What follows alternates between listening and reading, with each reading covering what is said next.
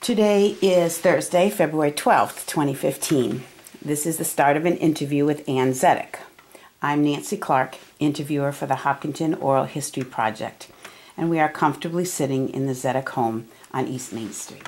Ann, thank you for agreeing to let me speak with you. No problem. And I wondered if you could just start out by telling when you happened to come to Hopkinton and how you happened to choose Hopkinton. 1952, believe it or not. Let's see, I was born in 27, 37, 47, and 5, 25 years Right. old.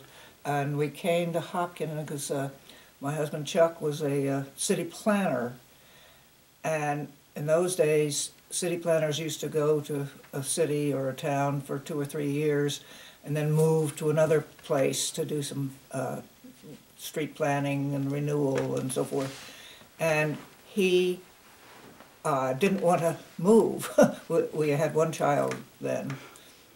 Charlie was just 1 year old when we came. And so he sort of drew a circle. He came from California and I came from Pennsylvania, but he wanted to be on a coast and I wanted to be close enough, 6-7 hours away to visit family. And we both went to school in Cambridge and loved it here in Massachusetts. So he sort of drew a circle and figured he could work in Boston, which he did, Lowell he did, Worcester. Never went to Providence, but that would have been okay, and he liked to drive anyway. So he drew a circle, and we rented, before we moved here, we rented a house in West Medway, and it was an old colonial, and the lady, she was wonderful. We were there maybe 2 or 3 years, and she had antiques in the house. She lived in California, and she was saving her antiques. Didn't want children there. So when we had the child, the real estate man from Ashland was named Charles Dickens, no less, an older man. He was one of them. He called up one day and said, "I think I found you what you would like in Hopkinton." So we came here, and Chuck especially just loved it. And my only other criteria was, coming from Pennsylvania, we always had long driveways. So the minute we saw the driveway, we said, aha! So it's really, and so then he did work in Boston, he worked in Lowell, did some jobs in Manchester, New Hampshire, and Worcester was in and out of doing jobs in Worcester. And all our children were born in the hospital in Worcester. We were very Worcester-oriented. Yeah. So that's how we ended up in Hopkinton, and we stayed. Yeah. And what, I know most people call it uptown. What was uptown Hopkinton like back in the 50s? Walkable. One of the things I was just thinking of the other day is the marathon. Of course, when we first came, maybe 100 runners or 75 runners, and our kids played in the school band, and they used to, at the beginning of the marathon, the school band would play uptown, and then just 5 minutes before the runners started, they would run down the hill. So we were close enough to town to walk, and it was just wonderful. And sort of thing I think of is our good friends, the Loves, Dr. Love and his wife, lived, well, on Palm Street. The other end of town. Other end of town, and our kids rode and walked and so forth right up the streets, through town, over to Pond Street. Yeah. It was, well, there were only 3,500 people. Yeah, back then.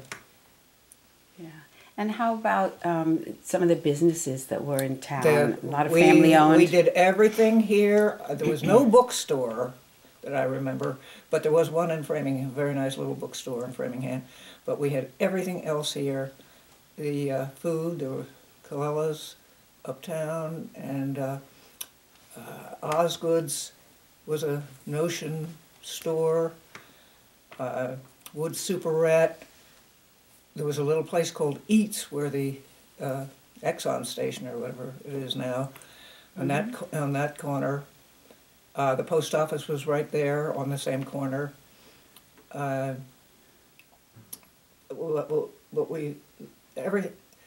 were all family-owned businesses, and I really appreciate that. And there was anything we needed from a sewer or a knitter, and Osgood's carried, I guess used to call it a notion store. So everything was uptown, food, groceries, and notions, odds and ends. I don't think there was a cleaner. No cleaner, but and today we have 3. We didn't use cleaners. Yeah. I had a diaper service, came to the door. Mrs. What was her name? Brought us eggs. Mrs. McIntyre. And we had a milk service that came to the door. So we were totally self-sufficient, really. Right, the real fresh items were brought to you Yep. frequently. Wow. And how about your children? So you are fairly close to town. What did they do in town? Was there anything for them?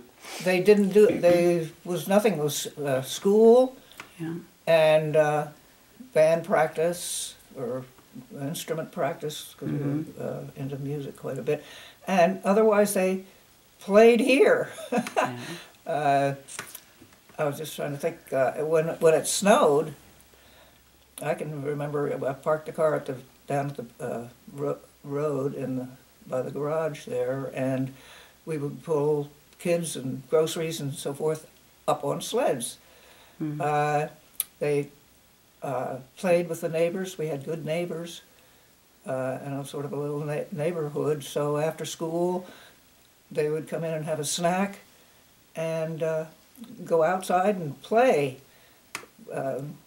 from wiffle ball to climbing trees, to sledding, whatever the season was, and there were no dancing school. They did run a dancing school down at, I guess that must have been then after Elmwood was built. When was Elmwood built? I'm not sure, to tell you the truth, but there was maybe it was uptown too before that, dancing school. Dancing classes Dancing for the classes, kids. that's what they were called, but that's the only activity except for musical things that I can remember uptown. Yeah. And who, you mentioned the neighborhood, the neighbors. Who were some of the families that lived around here? Well, interesting, one of the ladies that still lives here, Alice Lindsay, Yes. her footprint, this house was built when her parents got married in the 20s. And she was born here, and her baby footprint is out in the terrace. Oh, isn't that interesting? And she still lives here down in the stone house. Yeah. The Dodsons, now Spenglers, right next door, and they had 3 children, Peter, Bruce, and Carol. And that property is still owned by them. The family. The same family.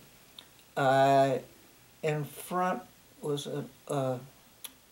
not when we first came, but a family moved in there, the Stevens, and they were here, 20 years. And they had 3 boys. The Lindsays, the Spenglers, and the Stevens kids were around, and Paul Mulhall on Wilson Street. They had a couple of children who came through the woods. And, the other one here was the ice skating. We have I don't think they call it a vernal pool, but it's Mrs. Lindsay says that her family said that it used to be a gypsy encampment, and somehow the water now drains down and it's a pool, sort of a pond, and This is back behind the stone house? no, it's right here in the corner of Wilson Street, Oh, okay. Okay. across from the garage. All right, yes. And so in the winter, we did a lot of skating. On that little pond. Yeah, great. Great. And let me see, you mentioned the Loves, who are, their Yeah. children are neighbors of mine, Yeah. because that's where I live. So you were friendly with them, and, Yes. and who else were you and Chuck friendly with, and what was sort of the We social had- atmosphere like for the parents in We Hopkinton? had, it was Dr. Love, whose first office was in what's now the Korean church down underneath. Oh, really? And I've forgotten what the occasion was, but I had to take, maybe he had something in his ear or something. So I took, I think it was Charlie, into that office, as being right up the street. Right. And he started talking about, where do you live? Where do you live? What have you got for children? He said, I think, Anne, that you and my wife would get along very well. So eventually, then another occasion was a telephone call to Chuck, who said he was looking in his Harvard alumni directory and found that Chuck was the same class that he was over on Fruit Street. And come on over and have a drink. So we met them. And it grew with a couple of their friends, and not play dates. We didn't call it play dates, but we had what was called the kiddie group. Yes. And there were from 5 to 7 of us. And we would get together, it couldn't have been once a week, maybe every 2 weeks. We would get to trade homes and get together with our children and play while the ladies had coffee. And I think people would be horrified nowadays. I just remember our Michael, who probably was but between 1 and 2 years old, and they crawl over or walk over and knock the coffee cup off. So we used to, with a little harness, tie him up to the leg of a bureau or a table or something, so he couldn't do that. I remember that over in Fruit Street at the Diesellies, tying up. We also had, in grocery stores, we had that little harness, and in high chairs, and with a tether on it. Yeah. And now you only see those on the ski slopes. So anyway, those families became family friends, and another family friend were the Mezets. And I don't remember exactly. Oh, Chuck met Ed Mezet through the planning board. Chuck, of course, immediately got interested in town affairs. Well, we've always, I did miss one presidential vote because of a baby. Nancy was born on the 31st of October, and the presidential vote was on the 2nd of November, or whatever it is. And so I missed that one. Right. You've always been involved. You've always been involved. Yeah, yeah. Maybe you could go into Chuck's service on the planning board, and I've heard stories that he did a lot in Hopkinton. Oh, yes. He had a lot of foresight concerning his zoning, and Yes. do you remember any of that? Do you have one of those green books? Green book. The original plan. I don't think I do. Yeah. No, Ron might, but Yeah. Oh yes. yeah. Sure Well, explain that to those who don't know. Well, I don't know. That's why I was going to look up the date. In the 50s. He was in the 50s, right? They made a master plan for Hopkinton, and they didn't. Nowadays, they have to go the town has to go hire these folks. Well, they didn't hire anybody. The group in Hopkinton at Messett was on it. Yeah. And Chuck knew all about planning, so he gave them all the technical advice and so forth for the master plan. The town was very fortunate to have him. Yeah. How? Yes, he was active. Well, he was on every board there was, I think, in the 62 years. And I think he'd be horrified nowadays. But About what? I guess the overall picture, which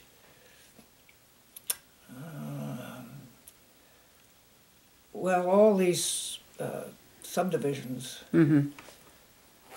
Well, let me back up a minute. One of the reasons we stayed in Hopkinton was the variety of folks. And it was through Sue DiGiuseppe, I think, there was a girl named Fletcher. Oh, boy, can't even remember her first name. So but funny, she became a very good friend and bright, with it, just and fun. And maybe a year or two after I met her and enjoyed her so much, I found she never had even finished high school. And we had that, oh, what was his name? We had one black family here that I can remember. But our kids went to school with a gas station attendant, the secretary in school, tremendous variety of people with maybe, I don't know whether anybody even had a PhD, but a lot of different socioeconomic backgrounds, it sounds like, for a small country town. And that, I really liked that. I originally had sort of, because I had new friends there, thought of trying to live in Wellesley. And Chuck again we talked about it and figured if we had a house in Wellesley, everybody on the same street we would know all made $50,000 or whatever it was. Right. And here, and we didn't want that homogeneity. Right, homogeneity. Yeah. And it's true, Hopkinton has always had a bit of diversity, and now it's definitely getting more. Yes, yeah. But, And then I know when we moved here, Chuck, and I don't want to just make this about Chuck, but since we're talking about him, was the town moderator. Yeah. Okay. How did he happen to become the town moderator? And what kind? Do you have any stories? I know I don't really, except that and I don't remember why he'd been on so many boards, I guess, and knew people. And the one I remember, Ed Rooney, was a teacher, English teacher. Had been the town moderator for maybe 15 years or something, and we so enjoyed him. Rooney's rules. He had his own, which moderators could do. He had his own rules, and he would announce them, of course. And if somebody stepped out of line, he would fix them up. And so I guess he must have come to Chuck and asked if he wanted to retire. Yes. And asked Chuck to do it. And Chuck was used to presenting plans to these places where he worked. Yeah. And so he said, sure. But he was excellent.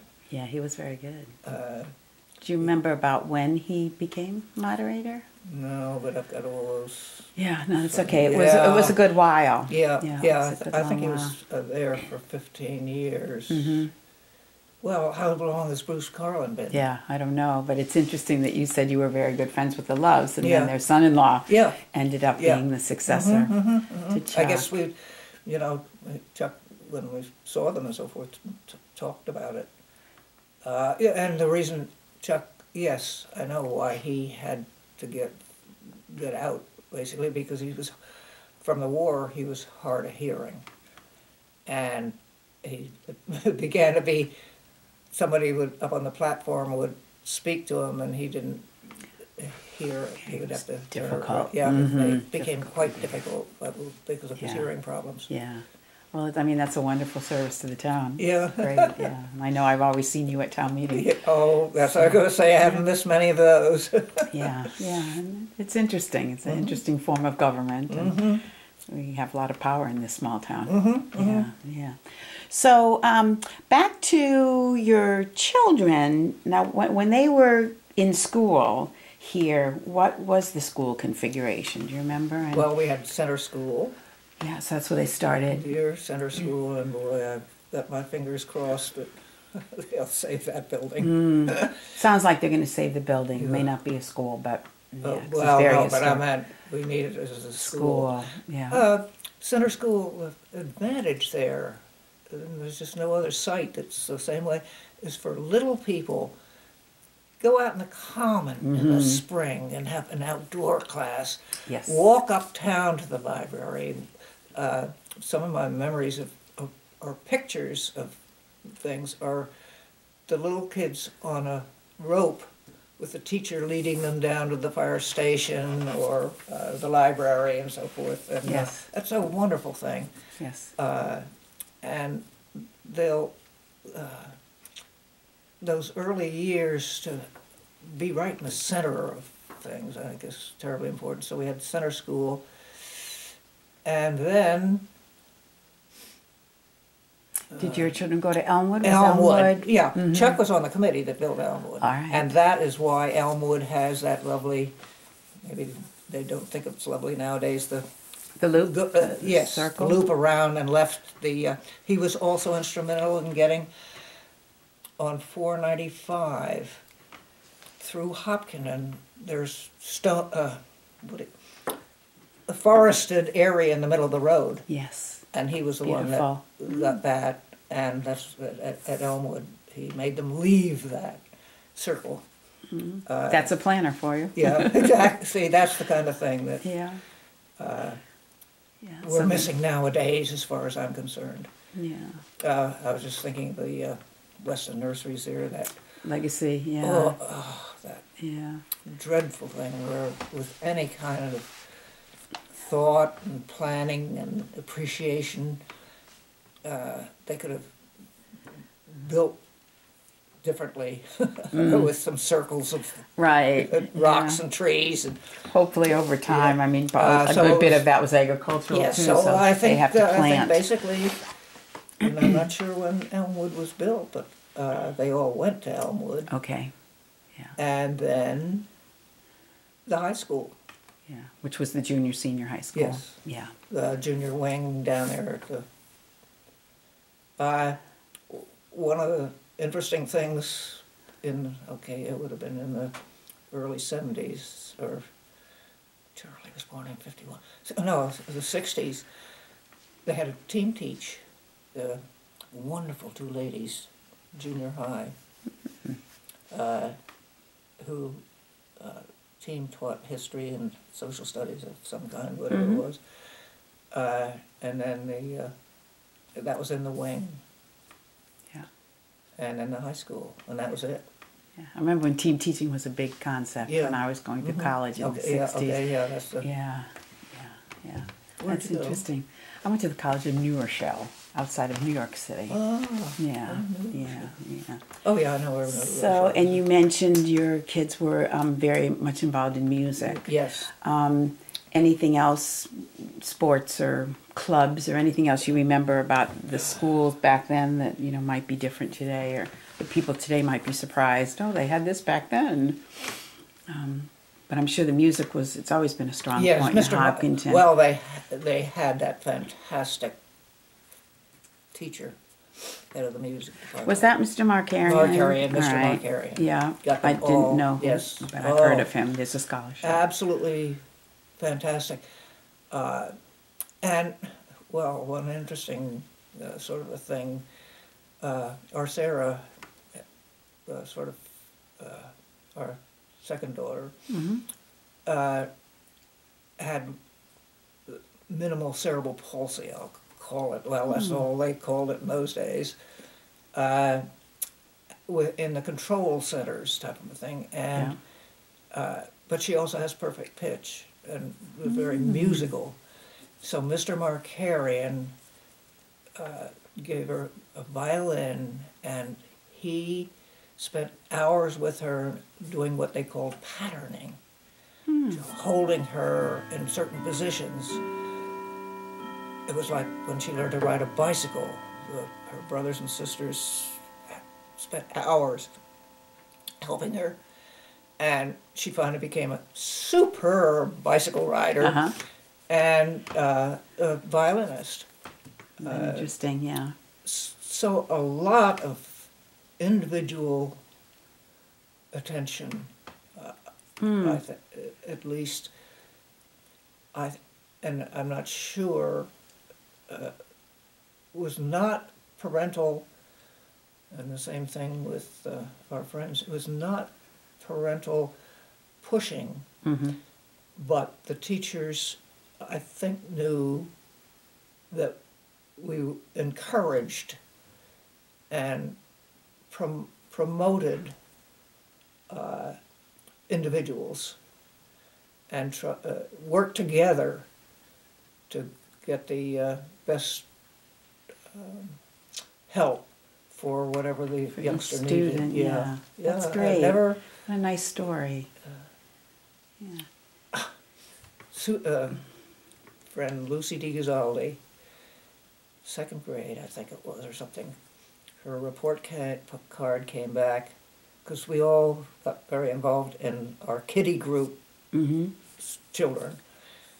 Report card came back that Lucy was not paying attention. Find her looking out the window all the time. And the teacher and mother got together, and I mean, meanwhile, Lucy was the most fantastic artist. She always made their Christmas cards for them, and was a A+ student. So the mother, said, "Look, let her look out the window." Then she, it didn't affect her scores and her report cards at all. Yeah. She could do that. Yeah. For somebody else, it would be daydreaming, I guess. Yes. Yeah, that's interesting. Yeah. Can you think of any other teachers that stand out in your mind?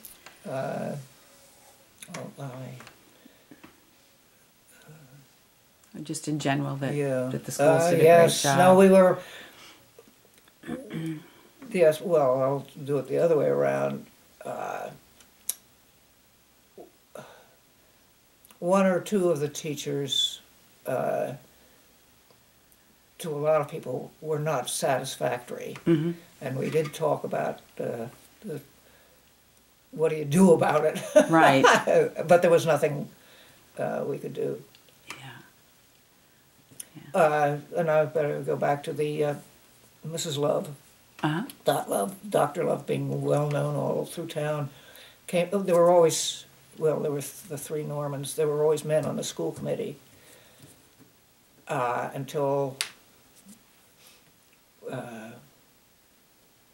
one of the interested ladies in town, I don't know whether it was Linda Cardullo or Mary Harrington or somebody like that, or Mary Pratt, said, "We've got to do something about this and get a lady on the school committee." Meanwhile, they had changed the school committee from 3 members to 5.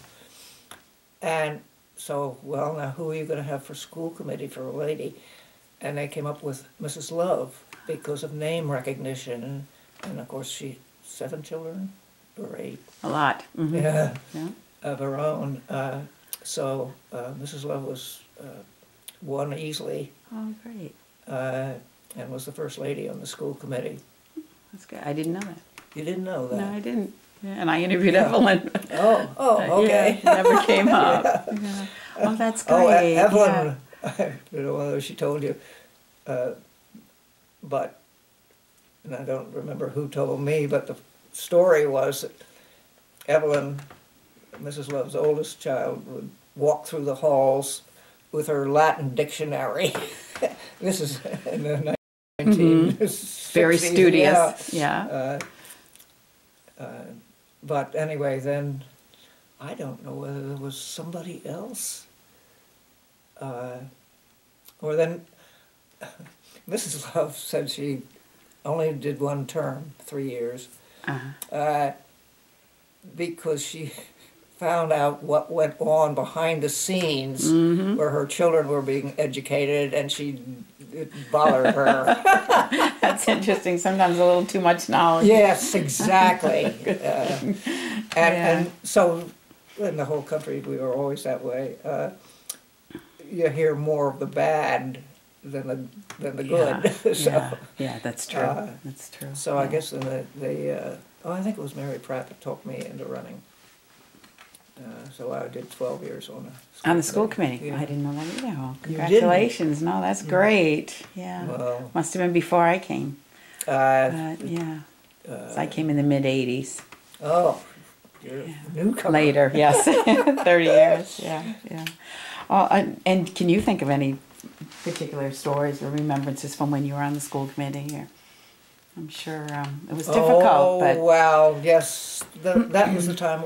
We'd had the same superintendent for 35 years. And that was that? Jack O'Brien. O'Brien, okay. Yeah. And there were lots of complaints about some older teachers. And that things needed to change. And it's probably around the time that the town began to grow, would be my guess. Yes, yeah. And so what are we going to do when the head people at the school aren't satisfactory, right, or are not moving with the age? And so that was our big problem. And of course, as is generally the rule, the person we persuaded him to retire, and the person we brought in always is the sacrificial lamb. When after 35 years, everybody in town was used to Mr. O'Brien, if nothing else. Yeah. And so Gene Thayer didn't last very long. He was probably, and for the committee, we had the Citizens Committee, Gordon Marquis was on that,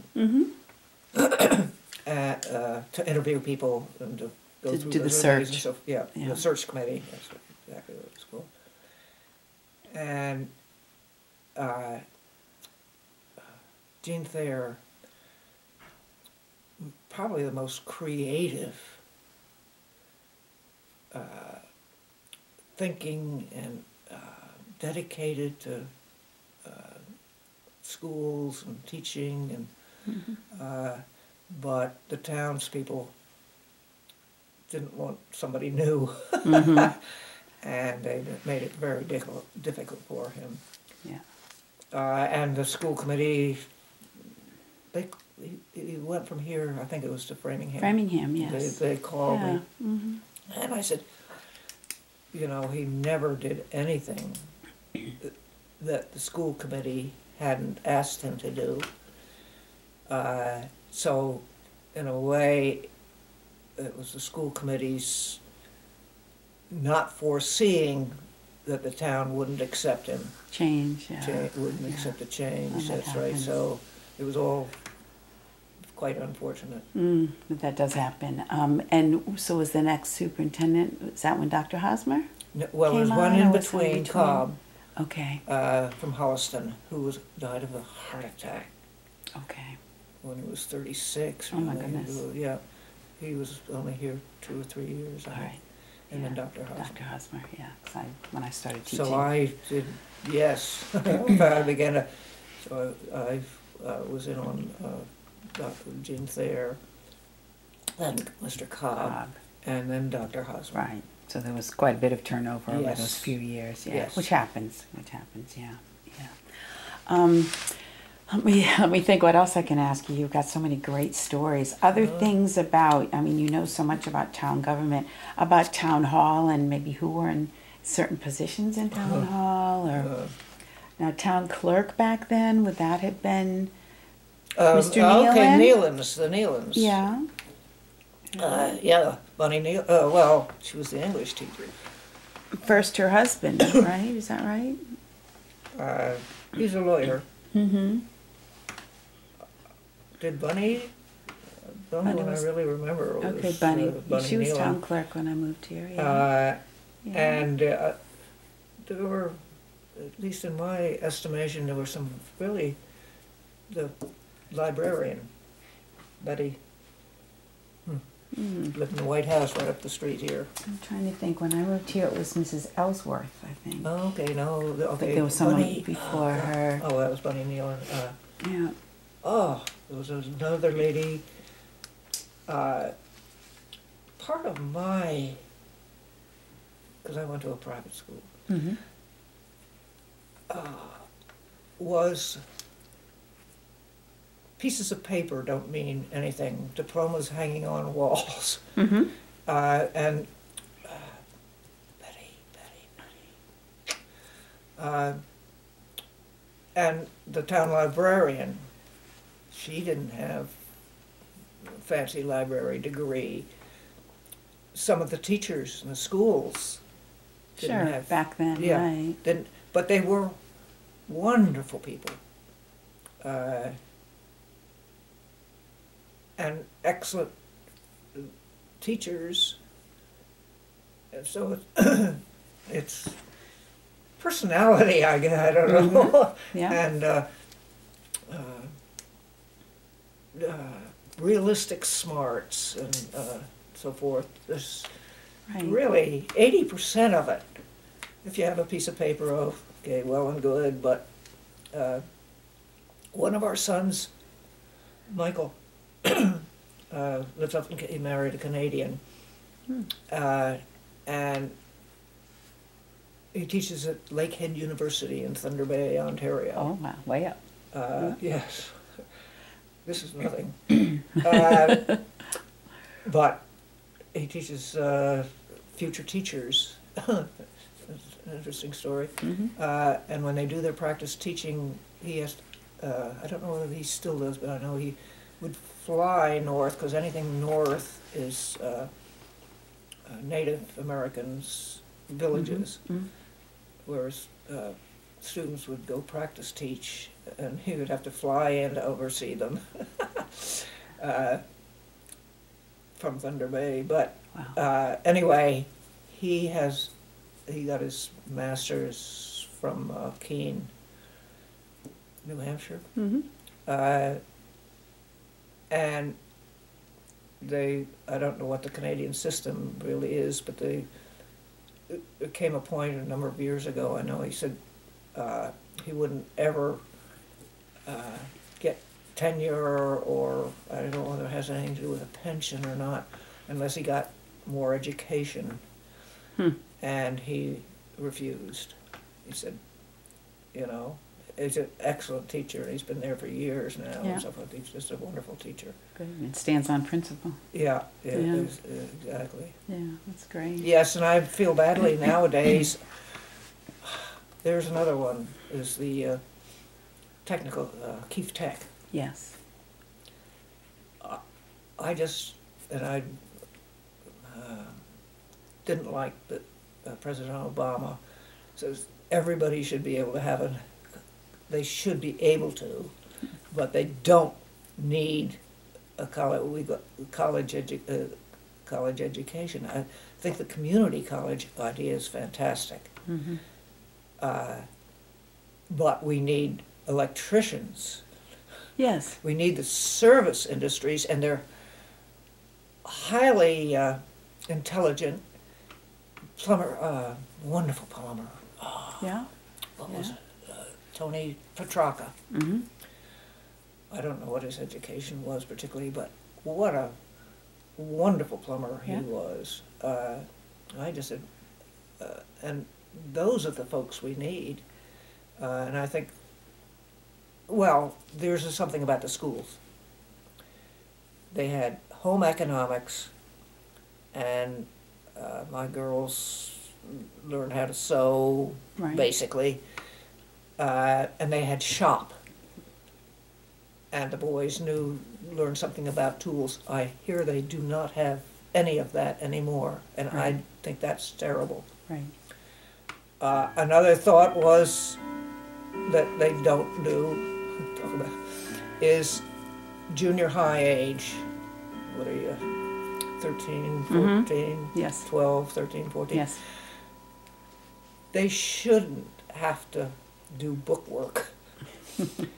They should be doing all their learning math by, well, shop types of things, out surveying, hands-on. Yeah, active hands-on. Yeah. Active, because that sitting there learning book stuff for that age group is just a waste of time. Yeah. Yeah.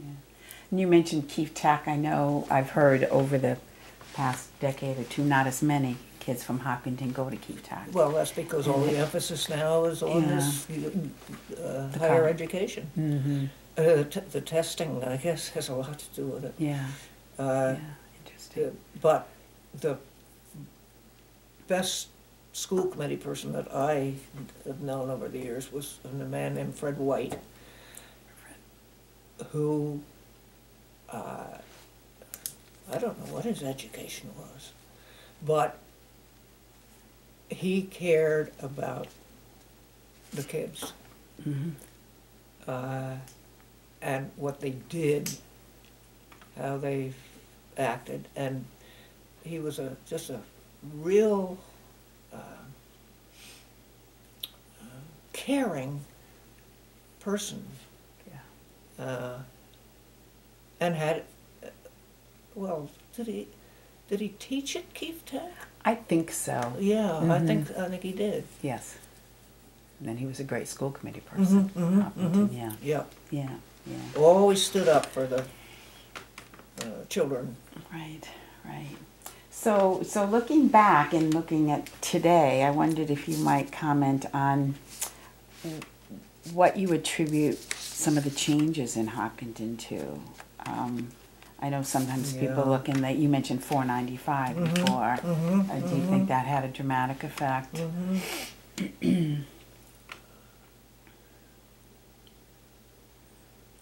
Just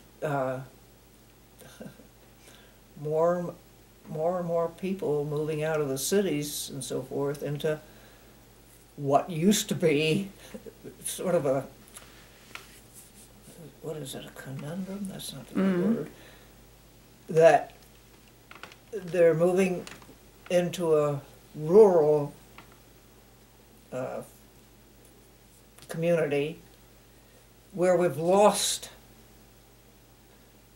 gosh, we used to have farms here. Raftery, right down the road, where just part of where the Legacy Farms comes out. We used to take the kids down and see the baby pigs. Okay, yeah. And so the numbers of people moving in, because it was a beautiful community with always, except for, odd years here and there types of things, excellent school system. Right.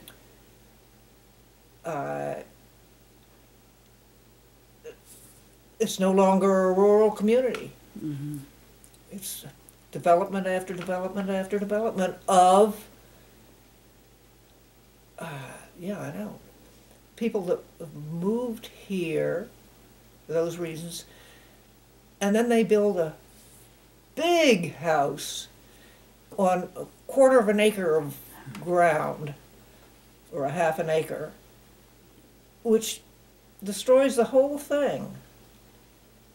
And we, granted, and they've tried to do their best, Conservation Commission and that there are pockets, but that's not the same thing. How are the animals and birds and the animals, which make up a rural community, and how can you have chickens in your backyard when you've just got these pockets of conserved land? A little bit of open space. Yeah, a little bit of open space, so you can maybe go out and plant some gardens, or it's just the whole thing has changed. Yeah. Well, and it's interesting how now society seems to really focus on trying to preserve more of that and having the trails and connecting the trails from one town to another. But it's all, it's all man-made stuff. The I'm a great one for the trails. But when we were, up till numbers of years ago, we could walk anywhere. Right. Not on a manufactured trail. Yeah, just an open land. Yeah, Yeah, it's interesting. Yeah. Well, and is there anything else that you think you might want to say about Hopkinton of old, or how it's changed? You've had so many of course, all older people say that. We had the best years. It's all downhill now, and especially with Coella's changing. Going. One by one, we've lost the personal. We still have little groups and little neighborhoods, but it's all cut up. Of course, the traffic.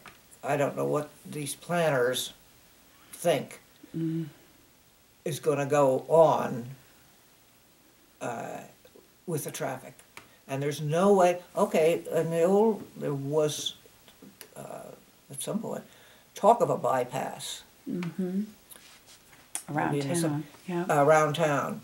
And of course, the folks uptown, the merchants, said, if you have a bypass, we're going to lose our business. So.